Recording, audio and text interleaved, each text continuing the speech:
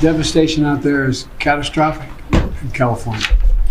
Thousands of houses, schools, businesses burned to the ground. Communities wiped out, lives lost, families forever changed. Lumawak pa lalo ang Palisades Fire at hanggang ngayon ay wala pa rin itong containment. Ito ay tinuturing ng pinakamapanirang sunog sa kasaysayan ng Los Angeles na tumupok ng mahigit 13,000 ektarya.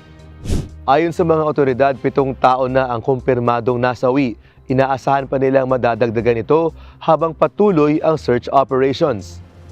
Samantala, inaresto ang isang suspect kaugnay ng Kenneth Fire sa West Hills na iniimbestigahan bilang posibleng arson. Patuloy na lumalaki ang apoy na umabot na sa 960 acres kaya ipinatupad na ang mga evacuation order. Sinusuri ng mga otoridad kung may koneksyon ang suspect sa iba pang sunog sa Los Angeles. Dahil sa mga sunog, nananatiling sarado ang mga paaralan sa Los Angeles Unified School District. Kinansela na rin ni Vice President Kamala Harris ang kanyang biyahe sa ibang bansa upang matutukan ang mga sunog sa California. Inihayag ni President Joe Biden na sasagutin ng federal government ang 100% na gastos sa rehabilitation sa loob ng 180 days upang tustusan ang pagtanggal ng mga debris at hazardous materials, pansamantalang tirahan at sahod ng first responders.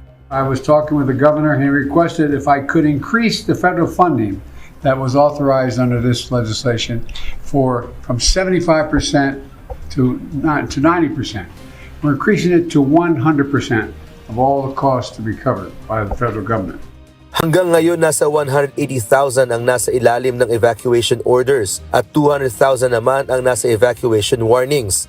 Na-evacuate na ang 100,000 tao at may babala pa para sa iba pang 100,000 na dapat nang mag-evacuate dahil sa kanilang pagiging malapit sa danger zone. Tinatayang aabot sa $50 hanggang $100 billion ang halaga ng pinsala. Sanicos, UNTV News and Rescue, Los Angeles, California, USA.